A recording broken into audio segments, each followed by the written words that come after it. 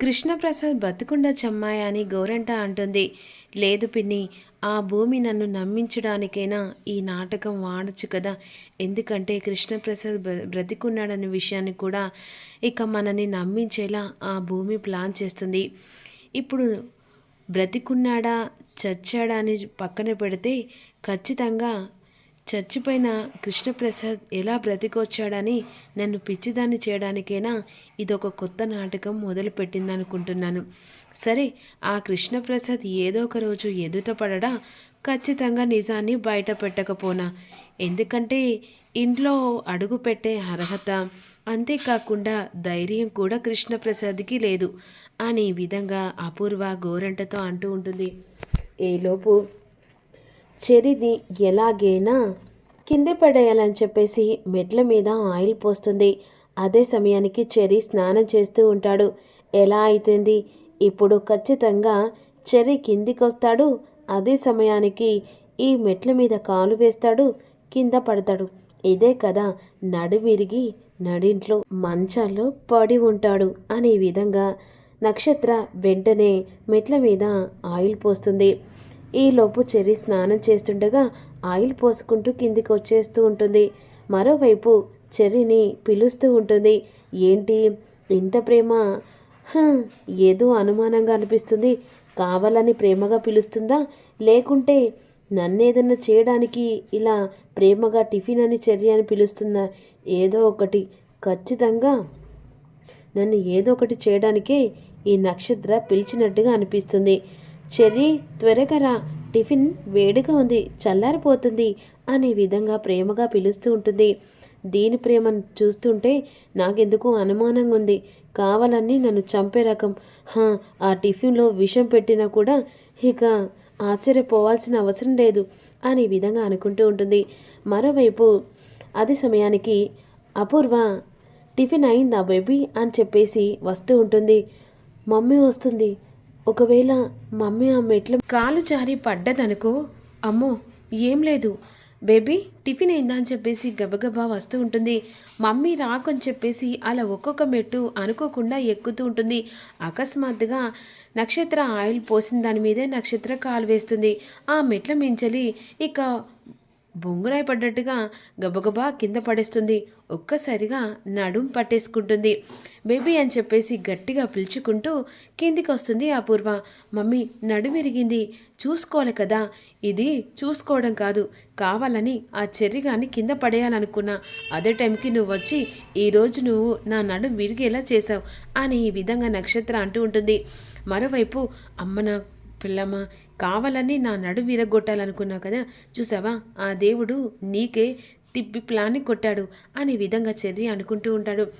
Baby లే baby, లేదు mummy లేచేటట్లేను, ఈరోజు నా నడుం విరిగినట్టయింది అనే విధంగా అంటుండగా, పిన్ని పట్టు త్వరగా, వెంటనే నక్షత్రను హాస్పిటల్ తీసుకెళ్దాం అని చెప్పేసి నక్షత్రను హాస్పిటల్ దగ్గరికి తీసుకొస్తూ ఉంటారు. ఈలోపు వెంటనే టిఫిన్ చేసి ఇక హాస్పిటల్ దగ్గరికి కృష్ణప్రసాద్ను తీసుకొని వస్తారు కదా. అదే సమయానికి కృష్ణప్రసాద్ దగ్గర ఇక శారద ఈ విధంగా మాట్లాడుతూ ఉంటుంది. ఎలాగైనా సరే ఈరోజు గండం గట్టెక్కింది, వాడు ఒకవేళ చూసానుకో నిజం బయటపడుతుందేమో అనుకున్నాను అని విధంగా అనుకుంటుండగా ఈలోపు వెంటనే భూమి గగన్ని లాక్ చేస్తుంది కదా. ఇక వాష్రూమ్లో ఉన్న గగన్ గట్టిగా అరుస్తూ డోర్ కొట్టేసరికి వేరే వాళ్ళు వచ్చి డోర్ ఓపెన్ చేస్తారు. ఇది కావాలని భూమి చేసినట్టు ఉంది. ఈలోపు ఇక కారు వెనుకాలే కావాలని చెప్పేసి గగన్ కూడా అదే హాస్పిటల్ దగ్గరికి వస్తాడు. ఈలోపు భూమి ఇక శారదను కృష్ణప్రసాద్ తీసుకొని హాస్పిటల్లోకి వస్తుంది. అదే సమయానికి నక్షత్రను వెంటనే వీల్చైర్లో కూర్చోబెట్టుకొని హాస్పిటల్ దగ్గరికి వస్తుండగా నక్షత్ర బాధపడుతూ ఉంటుంది. జరసేపు ఓర్చుకో బేబీ, ఇగో హాస్పిటల్కి వచ్చాం అని చెప్పేసి ఈ విధంగా అంటుండగా, మమ్మీ ఈరోజు నా కాలు కాదు కదా, నా నడుం కూడా లేవట్లేదు అని ఈ విధంగా అంటుండగా, మేడం ఇందులో కూర్చోబెట్టి నేను తీసుకెళ్తా అని చెప్పేసి వార్డ్ బాయ్ అంటాడు. ఈలోపు వెంటనే ఇక బయట నుంచి వచ్చిన కృష్ణప్రసాద్ను శారద అటు నుంచి లోపలికి వస్తుండగా డాక్టర్ని పిలిచే టైంకి మీరు లోపలికి రండి అనేసరికి ఇక బయట కూర్చుంటుంది నక్షత్రం పట్టుకొని.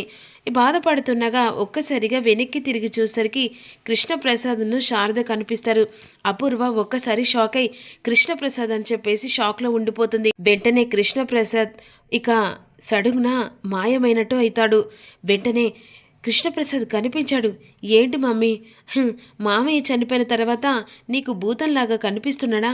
లేదు బేబీ, కృష్ణప్రసాద్ బ్రతికే ఉన్నాడు అని చెప్పేసి ఈ విధంగా ఉండు అని చెప్పేసి కేపీ గురించి ఇక వాట్లు తిరుగుతూ ఉంటుంది. ఈలోపు అపూర్వ అటు ఇటు తిరుగుతూ ఉంటుంది. కృష్ణప్రసాద్ బ్రతికే ఉన్నాడని. అదే హాస్పిటల్ దగ్గరికి వెంటనే గగన్ అనుమానంతో వస్తాడు. ఈలోపు రిపోర్ట్లు తీసుకొని ఇక కృష్ణప్రసాద్ అలా వెళ్తుండగా ఇప్పుడు ఎలా తప్పించుకుందాం?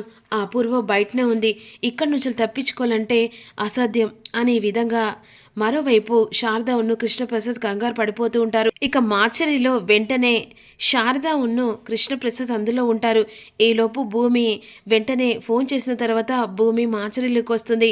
ఇక చనిపోయిన వాడిలాగా వెంటనే చనిపోయిన శవాన్ని తీసుకెళ్ళినట్టుగా భూమి డాక్టర్ వేషం వేసుకొని ఈలోపు అలా తీసుకెళ్తుండగా అపూర్వ బయటకు వస్తుంది. కృష్ణప్రసాద్ బ్రతికే ఉన్నాడని ఇంకా కాన్ఫిడెన్స్ వస్తుంది. వెంటనే సిస్టర్ వెళ్తుండగా ఎక్స్క్యూజ్ మీ అని చెప్పేసి పిలుస్తుంది. చెప్పండి మేడం అంటుండగా ఇతను బ్రతికే ఉన్నాడా ఇదే హాస్పిటల్లో? అవును మేడం, ఇప్పుడే అటు తీసుకెళ్తున్నారనేసరికి అపూర్వ ఒక్కసారి షాక్ అయిపోతుంది. కృష్ణప్రసాద్ తీసుకెళ్తుండగా ఈలోపు గగన్ ఎదురు పడతాడు. ఒక్కసారిగా ఇక శారదను భూమిని కనిపెట్టేస్తాడు.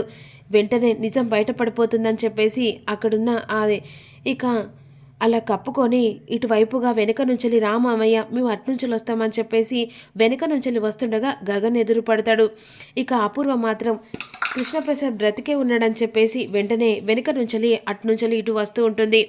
ఎదురుగా గగన్ కృష్ణప్రసాద్ మధ్యలో వెనక్కి తిరిగి వెళ్దామంటే వెనక సైడు అపూర్వ ఇక కేపీ అని గట్టిగా అరుస్తుంది. కృష్ణప్రసాద్ ముసుగు పెట్టుకొని అక్కడికి వస్తాడు కదా.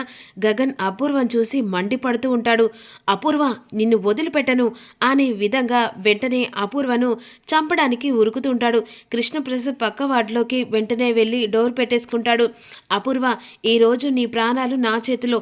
ఎందుకంటే ఆ రోజు రౌడీలను పంపించి మా అమ్మను చంపేలా చేసావు కదా. ఈరోజు ఇదే హాస్పిటల్లో నీ ప్రాణాలు తీస్తానని చెప్పేసి అపూర్వ వెనకాల వెళ్తూ ఉంటాడు. కృష్ణప్రసాద్ ఇక గగన్ అపూర్వ చూడడం వల్ల అపూర్వ భయంతో అక్కడి నుంచి ఇక వేరే రూమ్లోకి దాచుకుంటుంది. గగన్ అపూర్వ కోసం ఇక వెనుకలాడుతుండగా అపూర్వ మాత్రం కృష్ణప్రసాద్ బ్రతికే ఉన్నాడు, కృష్ణప్రసాద్ ఎలాగైనా పట్టుకొని నిజాన్ని బయట పెట్టాలని అపూర్వ అనుకుంటూ ఉంటుంది. హాస్పిటల్ చుట్టూ ఈలోపు భూమి వెనుక నుంచి వచ్చి కృష్ణప్రసాద్ అదే రూమ్లో ఉన్న తర్వాత వెంటనే కృష్ణప్రసాద్ని మెల్లగా వెనుక డోర్ నుంచి శారదను భూమి ఇద్దరు కలిసి కృష్ణప్రసాద్ని బయటికి తీసుకెళ్తారు. ఈలోపు గగన్ మాత్రం అపూర్వను ఈరోజు నా చేతులతో చంపాలి, మా అమ్మను చంపే ఆ రౌడీలను పెట్టించింది కదా, ఈరోజు ఎవరొచ్చి కాపాడుతారో నేను చూస్తా, అపూర్వ నేను వదిలిపెట్టను అనే విధంగా గగన్ హాస్పిటల్ చుట్టూ తిరుగుతూ ఉంటారు. ఇక మరోవైపు కృష్ణప్రసాద్ బ్రతికే ఉన్నాడని కాన్ఫిడెన్స్తో అపూర్వ నిర్ణయించుకుంటుంది. వీడేంటి ఈరోజు నన్ను చంపేదాకా వదిలిపెట్టేలా లేడు అని చెప్పేసి అపూర్వ ఆ రూమ్లో ఉండిపోతుంది. ఈలోపు నడుం నొప్పితో ఇబ్బంది పడుతూ ఉంటుంది నక్షత్ర. హాస్పిటల్ లోపలికి వచ్చిన గగన్ మాత్రం అపూర్వను వదిలిపెట్టనని హాస్పిటల్ చుట్టూ తిరుగుతూ ఉంటారు. ఏం జరుగుతుందని రేపు అప్లోడ్ చేస్తాను.